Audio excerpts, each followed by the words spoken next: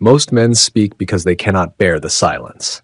They fill rooms with words the way a frightened man fills the dark with noise, not to communicate, not to move another soul in any deliberate direction, but simply to prove to themselves that they are present. They talk about what they did, what they think, what they have endured, what others have done to them. They interrupt, they repeat themselves.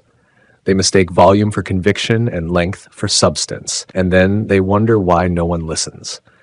They wonder why their arguments produce no agreement.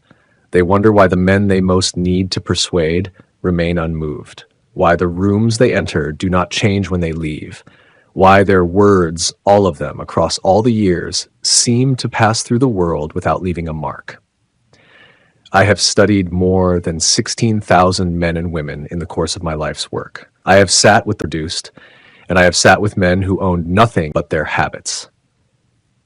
And in all of that study, one observation has never failed. The man who speaks with genuine power is never the man with the largest vocabulary, nor practiced delivery, nor the longest list of arguments. He is the man who has something real to say, and who has built, through deliberate work upon his own character, the instrument through which that real thing can reach another mind. Speech is the chief method of expressing personality, and personality is the sum total of the thoughts a man thinks, the character those thoughts have built, and the aim to which he has devoted his life. Change those three things, and the words change without effort. Leave those three things unchanged, and no technique in the world will make his communication powerful for long. In the next 40 minutes, I will give you 6 principles, not theories. Principles drawn from the same philosophy that has shaped more fortunes and more lives than any other body of thought in the history of this nation. Apply even one of them today in the next conversation you have, and you will feel the difference. Apply all 6 with consistency, and you will become the kind of man whose presence changes rooms before he opens his mouth. Part 1. What communication actually is. Before you open your mouth, you have already spoken.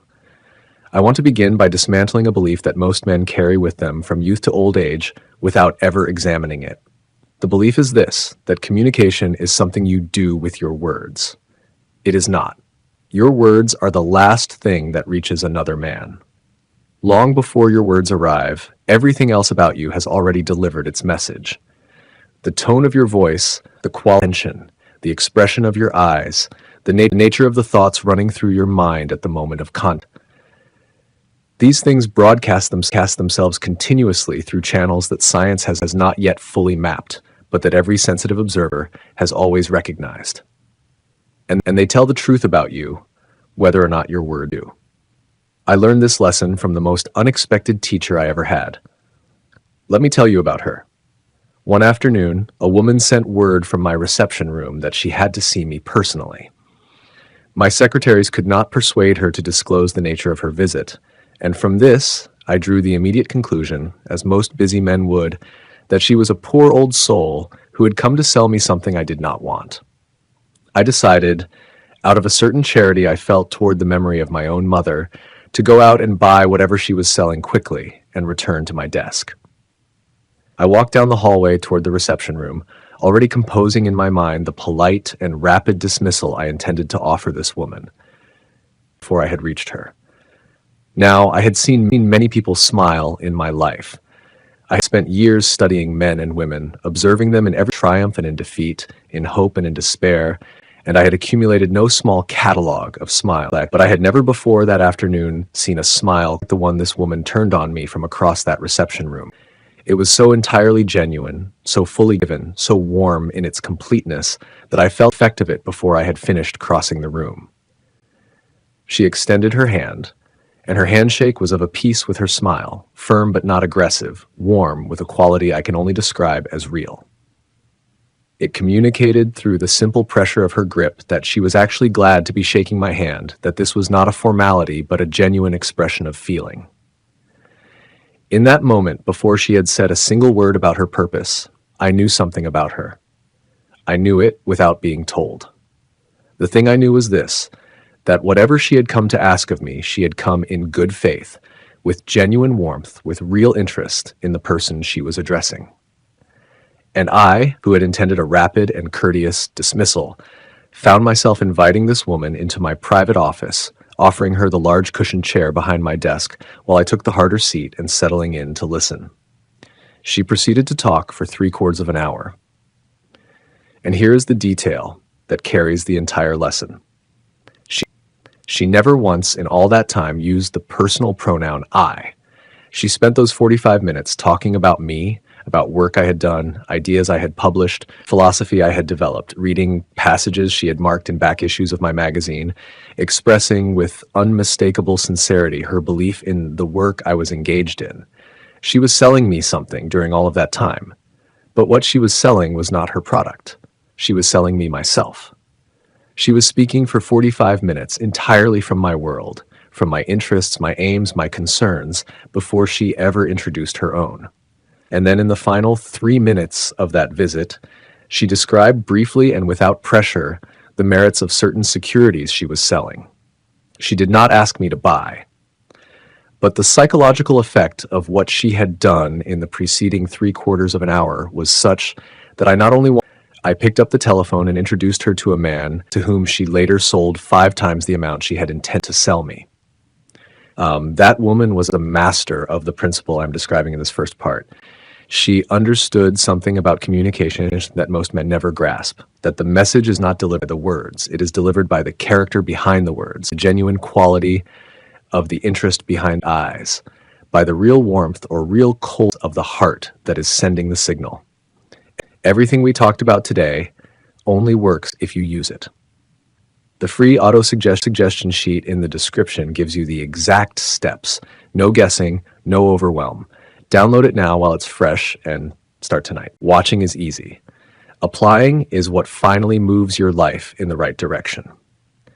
The choice is yours.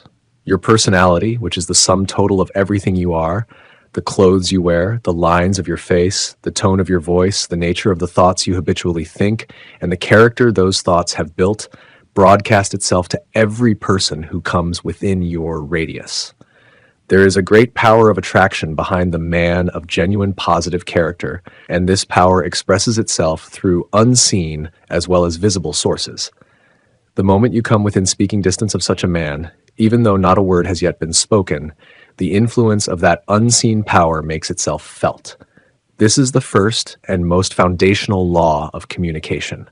Your character speaks before your mouth opens, and no arrangement of words, however clever, can permanently substitute for what your character is continuously declaring. The practical consequence of this law is direct and demanding. It means that the work of becoming a powerful communicator cannot begin with technique. It must begin with the inner man, with the quality of thought you permit to dominate your mind, with the genuine interest you cultivate in the people around, with the character you are actively building through your early choices of thought and action. Before the next important conversation you have, ask yourself this: what is the quality of my attention toward this person? Do I genuinely care about what they need, or am I simply waiting for my turn to speak? The answer to that question will determine the outcome of the conversation before you say a word. The woman with the extraordinary smile did not need to character. It arrived before she did. Part 2. Enthusiasm, the force that makes words live. Words without feeling are sound without substance.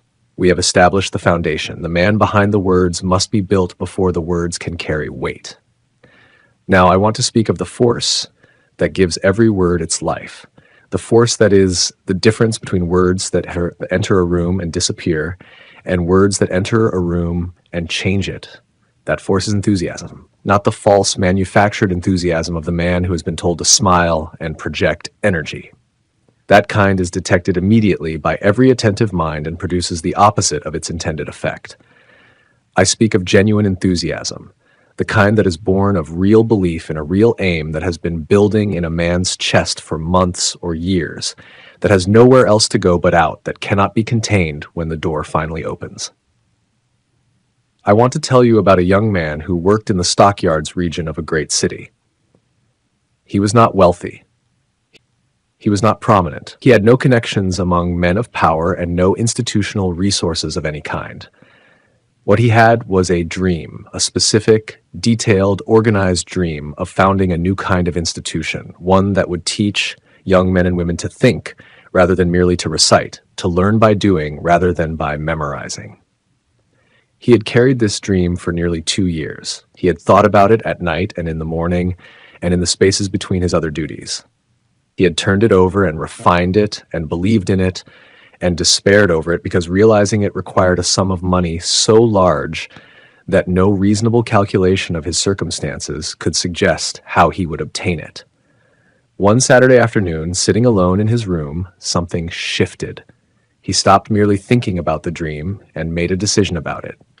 A real decision, the kind that has a date attached and a plan behind it and a commitment from which a man does not retreat. He would have the money within a week. He did not know where it would come from. He was in that moment not concerned with where it would come from. He was concerned only with the decision itself. And the moment he made it, something came over him that he later described as a feeling of assurance, a sense that the money had been waiting for him all along, and that the only thing that had kept it at a distance was his failure to demand it with sufficient definiteness. He called the newspapers. He announced that the following Sunday morning he would preach a sermon under the title, "What I Would Do If I Had $1 Million." He spent that Saturday night writing the sermon. He told me afterward that writing it was not difficult because he had been preparing it for almost 2 years. The spirit of it was already part of him. The words were simply the vessel for what had long since been alive in his mind. Sunday morning arrived. He rose early, read the sermon over, and set out for his church. It was not until he was standing at the pulpit already before his congregation that he discovered he had left the manuscript behind at home. There was no time to retrieve it. The notes were gone, and here is what happened. He closed his eyes, he opened his mouth, and he spoke not from a page, not from a practiced arrangement of arguments, but from 2 years of burning, organized, deeply personal conviction that had been building in him since long before that Saturday. He did not address the audience so much as he released something that had been waiting within him for precisely this opening. He described his vision. He described what he would do, specifically and in detail, with $1 million placed in his hands. He spoke with his eyes closed and his heart entirely open. And when he finished and sat down, a man in the third row rose slowly from his seat, made his way to the pulpit, extended his hand, and said, "Reverend, I like your sermon." And said, "Reverend, I like your sermon. I believe you can do everything you said you would do to prove that I believe in you and your sermon, if you will come to my office tomorrow morning, I will give you the $1 million. My name is Philip Armour." The young preacher was Dr. Frank Gonzalez. The institution that was born from that morning's sermon became the Armour Institute of Technology. The $1 million arrived within 36 hours of the decision that produced the speech that produced the offer. Now, I have this story in these precise terms for one specific reason, not to tell you that faith moves mountains in some vague and spiritual sense, but to illustrate the exact mechanism by which genuine enthusiasm works upon another mind. Dr. Gonzalez spoke that Sunday morning without a manuscript and without a carefully rehearsed delivery. His grammar was not the grammar of a scholar. His technique was not the technique of a trained orator.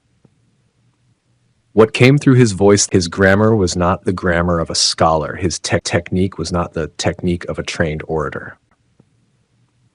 What came through his voice that morning was something that technique alone can never produce. The accumulated vibration of 2 years of genuine belief in a definite aim. His words carried that weight. His tone carried that weight.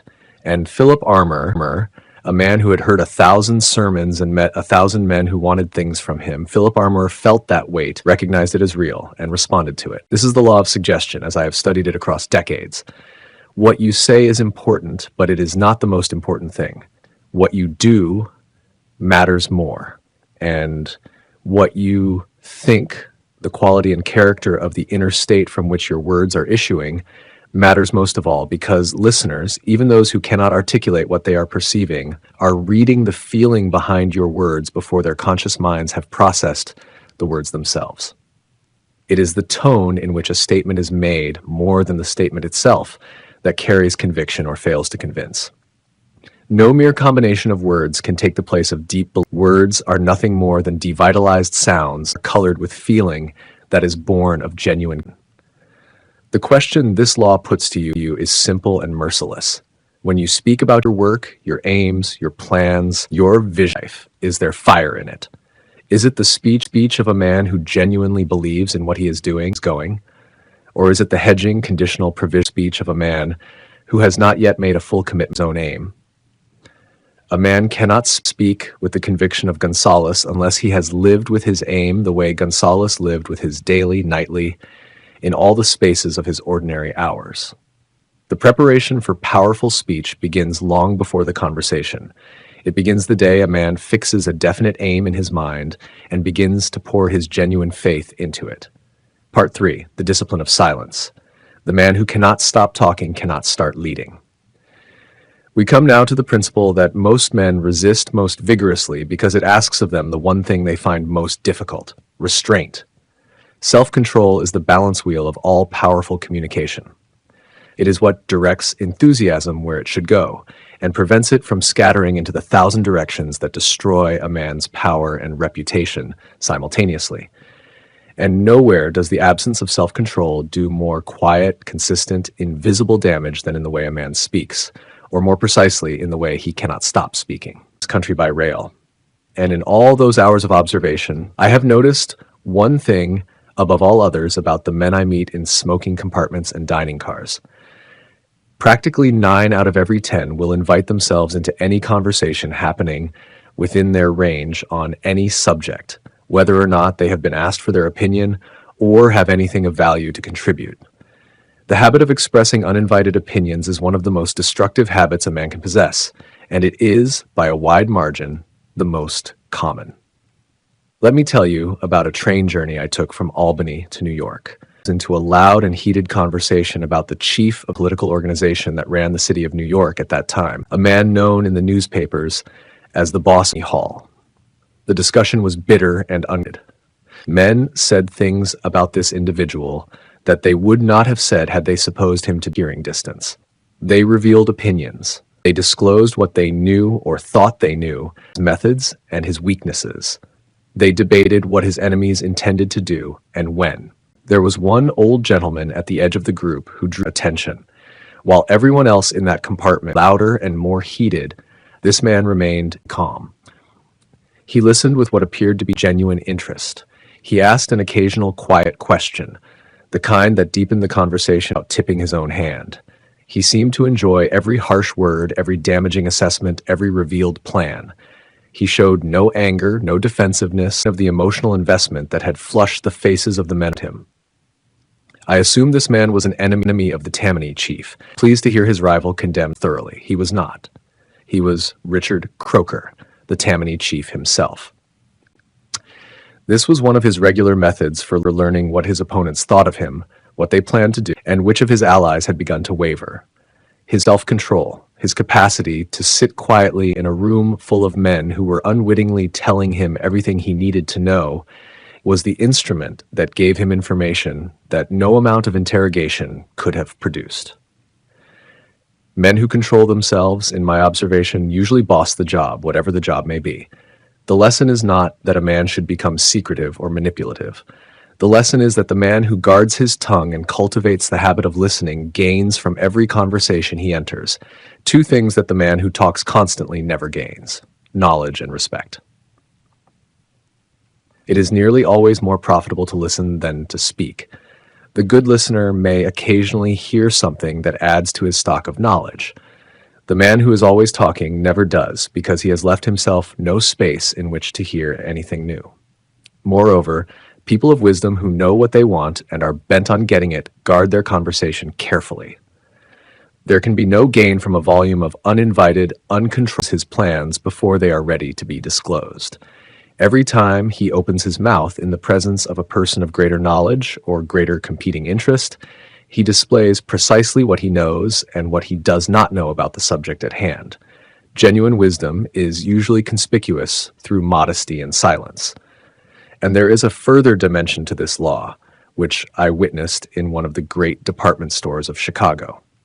The store had a complaints desk, and behind that desk they had placed a young woman whose task it was to receive the unhappy customers, the angry women, the unreasonable ones, the ones who came in already hostile and looking for a target. Some of these customers said things that were unkind, and some said things that were ugly. The young woman received every one of them with the same composed, genuine smile, listened fully, and directed each one toward whatever solution the store could offer. Not a single customer left that desk in the mood in which they arrived. Some of them had, by the time they left, a distinctly sheepish look on their faces, as if the young woman's composure had made them ashamed of their own behavior. Her self-control was by itself more powerful than any argument she could have made. I sought out the store manager. He told me that he had selected this woman for the most difficult position in the building precisely because he had been unable to find any other person with sufficient self-control to fill it. She was stone deaf. She could not hear a single insult. Her assistant passed her the essential facts of each complaint on slips of paper stripped of all emotional coloring. The manager had discovered what I am telling you now, that the person who can receive hostile words without reacting to them has in that moment a power that the person delivering the hostility cannot touch. Self-control in the face of provocation is not weakness. It is the most powerful tactical advantage available. Has surrendered his faculties to the person who provoked him. The man who keeps his composure retains all of his faculties, takes the other person by surprise, and retaliates if retaliation is necessary at all with a weapon the provoker saw coming. Clear, calm, directed thought. Apply this today. In the next difficult conversation you face, try this single discipline. Speak last. Listen until the other person has said everything they intend to say. Let the silence do its work, and then speak once, clearly, only as much as the moment actually requires. Men who control themselves usually boss the job. Part 4. The you attitude. Every man is persuaded through his own world, never through yours. We come now to the principle that is, in my judgment, the single most practical insight into the art of communication that I have ever encountered, and the one that is most consistently violated by men who consider themselves skilled in the arts of persuasion. It is this: every man, however refined his manner, is moved through his own world before he is moved through yours. He responds to his own interests, his own fears, his own existing beliefs, his own desires, before he responds to your interests, your logic, your evidence, or your urgency. This is not a criticism of human nature. It is the recognition of a law, and the man who works with this law instead of against it holds the most powerful instrument of persuasion in human civilization. I have observed this law at work in contexts ranging from the simplest transaction to the most consequential moment in the history of American industry. Let me show it to you in the setting where Shakespeare made it most luminous. Brutus has just addressed the Roman mob, a crowd that was all before any speech was made, suspicious of Caesar, and inclined to view his killing as a service to the Republic. Brutus speaks briefly, directly, and entirely from his own position. He is proud of what he has done. His bearing communicates that confidence. He lays out his reasoning, the reasons it was right and necessary, sits down satisfied that the matter is settled. Mark Antony then rises to address the same, knowing they despise him because he was Caesar's friend. He does not begin with his own position. He does not declare what he wants. He does not argue against Brutus directly. Instead, and this is the master move, he begins by appearing to agree with the crowd's existing state of mind. His very first words align him with what they already believe. He calls Brutus an honorable man. He calls them all men. He repeats it quietly again and again, each repetition planting just enough doubt to prepare the ground for what is coming. While never challenging the belief the crowd holds, he pauses the crowd speak among themselves. He watches how his words are landing, reads the room, adjusts. He introduces the will, Caesar's will, and then with perfect craft announces that he does not intend to read it. He knows exactly what this will do. Human nature always wants most urgently the thing it is told it cannot have. The crowd immediately demands to hear the will. By the time Antony reads it and the crowd learns that left his private gardens and a sum of money to every Roman, the crowd has arrived at their conclusion entirely on their own. They believe they decided. They believe the passion for justice that is now driving them in the direction Anthony's been pointing all along is their own passion, born of their own thinking. Antony never forced a single thought. He planted and waited and tended, and the harvest was complete. Brutus lost his case because he was thinking about himself when he spoke. Antony won his because he was thinking of crowd. Now, I must make one distinction clear, because the principle of describing is not flattery, and the man who mistakes flattery will apply it badly and produce the opposite of the intended effect. Flattery is the cheap you attitude. It is the calculated compliment that has no genuine feeling behind it, delivered for the sole purpose of obtaining something in return. Attentive listeners feel flattery immediately, and it repels them. What I am describing is different in kind. It is genuine interest in another person's world, genuine curiosity about what they need and believe and fear. Genuine attention directed not at what you want from this person, but at what this person actually is. The woman who came to my office spent 3/4 of an hour talking about me before she introduced her own business, but she was not flattering me. She had actually read my work. She had actually marked the passages that moved her. The interest she expressed was real. And because it was real, it was received as real, and it produced cooperation that no amount of selling on her own behalf could have produced. The law underlying all of this is the law of retaliation, which is nothing more that you extend to another person, that person returns to you. Extend genuine interest in the other person's world. Speak from their concerns before you speak from your own, and the law will bring back to you from that person the cooperation and goodwill you need. Before every important conversation you have, spend not rehearsing your points, but thinking of the person you will be speaking with. What do they want? What are they afraid of? What do they already believe about the subject at hand? What world are you entering when you begin to speak? Begin from that world. Honor it before you enter, and watch what the law produces. Part 5. The power in the voice itself. You cannot express a great personality through a small voice. The 4 principles I have described, the character broadcasts itself before words begin. The enthusiasm that gives words their life, the self-control that disciplines and directs, the you attitude that person's world before it introduces your own. All of these must ultimately pass through a single instrument. They must pass through your voice. Speech is the chief method of expressing personality, and the voice is the instrument through which that expression is made. Its tone, its quality, its depth, its rhythm, all of these communicate the nature of the man before his word is consciously received by the person listening. A harsh or shrill voice cannot express an attractive personality to its best advantage. A voice that trails into uncertainty at the end of each sentence communicates lack of conviction, regardless of the words being spoken. And a voice that is rich, deep, steady, and rhythmically alive carries conviction as a fine instrument carries music effortlessly and to every person within its range. I want to take you to a room in New York City on the evening of December 12th, 1900.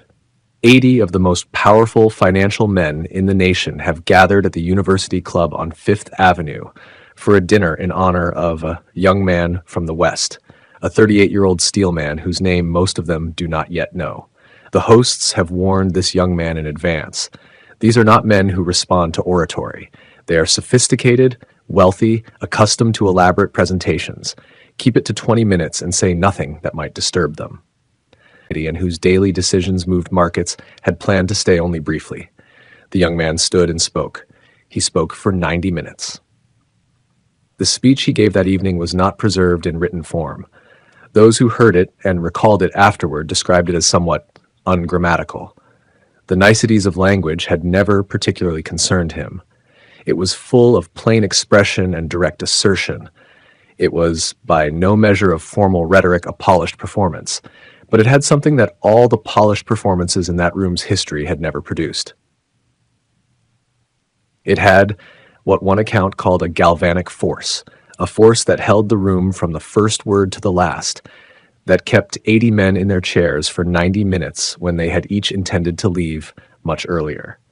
That kept the most powerful banker in the room so transfixed that when the speech ended, he did not rise to leave. He led the young speaker to a recessed window, and the two privately for another hour. What gave that speech its force? It was not grammar. It was not rhetoric. It was not the specific arrangement of arguments, though the arguments were sound. It was the force of a man who had lived inside his vision long enough that every word he spoke carried the weight of that accumulated conviction. It was the force of genuine belief, speaking through a voice that had been shaped over years of work and passion and commitment into an instrument equal to what it carried. That young man was Charles M. Schwab. And the evening he spent in that room set in motion the events that led to the creation of the United States Steel Corporation, the largest industrial enterprise the world had yet seen, and a fortune for Schwab that made him among the wealthiest men in America. No man may hope to become a prominent leader in any noteworthy undertaking without developing the ability to speak with forcefulness that carries conviction. Studied the prominent figures in politics, in statesmanship, in business and industry, across several decades of this work, and in every field, without exception, the most prominent men are also the most efficient in speaking forcefully. This is not coincidence. It is the expression of a law. The voice is an instrument. It can be cultivated, and the cultivation is not complicated. Speak with feeling and emotion. Develop a deep, rich tone. If your voice runs high and thin, bring it down until it is soft and firm. Cultivate rhythm in your speech, the natural rhythm of a man who is not hurrying because he is not afraid. These qualities are not gifts. They are habits built through deliberate and repeated practice. And there is a practice I prescribe that serves double duty in this regard. Speak aloud your definite chief aim, the statement of your purpose, and what you intend to achieve twice daily with full feeling.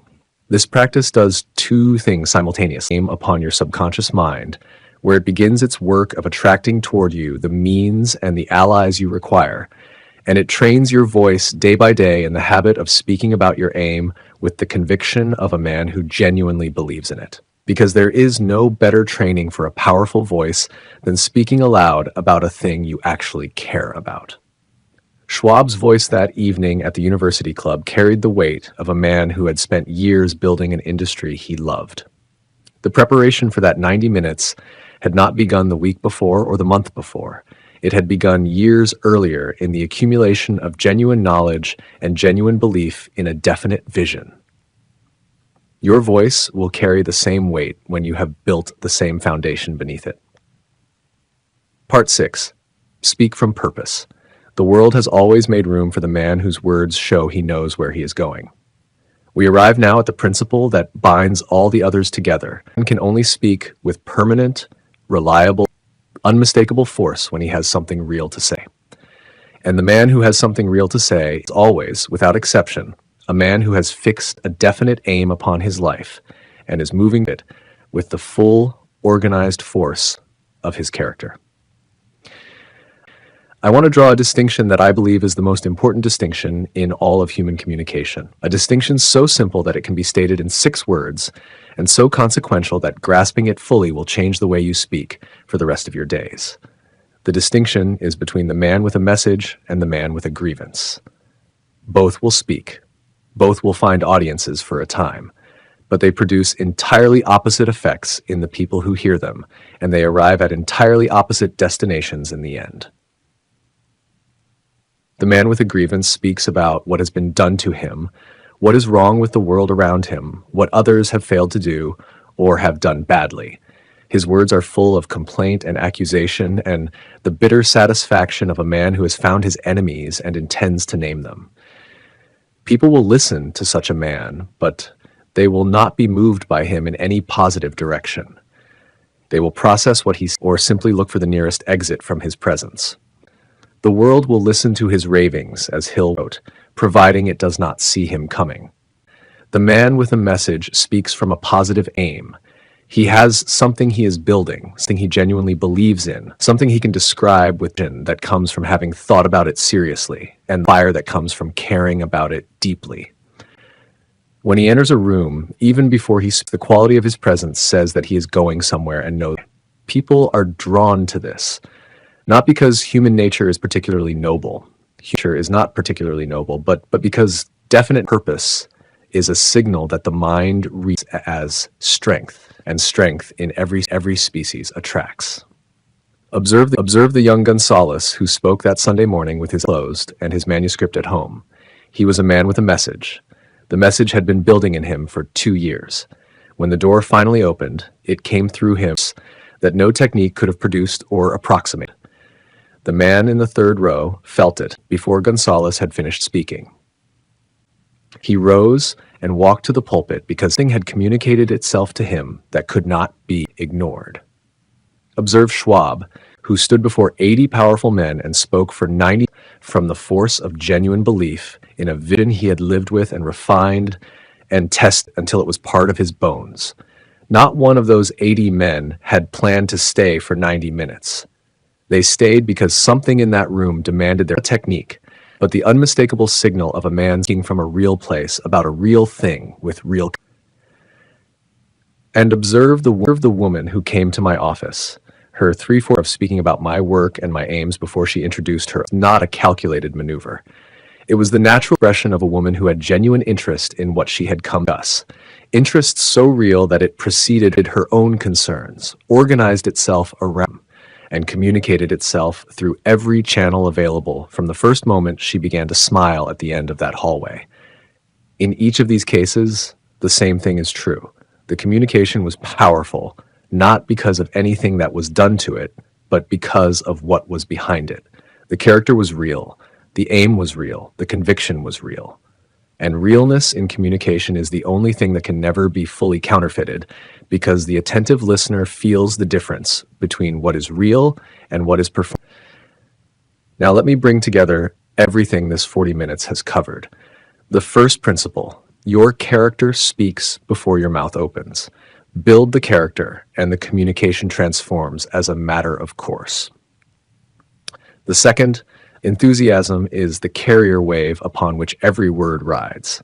The man who speaks from genuine belief in a genuine aim does not need to manufacture enthusiasm. It is already in him, waiting to be released. The third, self-control, is the discipline that directs enthusiasm and prevents it from destroying what it was meant to build. Guard your tongue, listen more than you speak. Speak last in every important exchange. The fourth, enter the other person's world before you introduce your own. Speak from their concerns, their interests, their existing beliefs, and let them arrive at your conclusion believing it is their own. The fifth, cultivate the voice as an instrument. Put feeling and emotion into your words. Develop depth, believe in. And the sixth, which contains all the others, have something real to say. Fix your definite aim, build your character around it, speak from it with the full force of a man who knows where he is going and why. The world has always made room for such a man.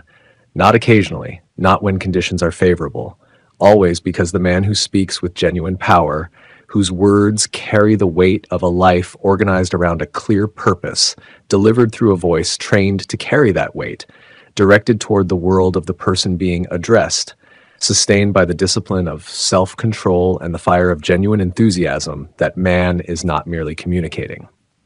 He is exercising the full force of his character upon the world around him. That is what powerful speech actually is. It is not a skill layered onto a life.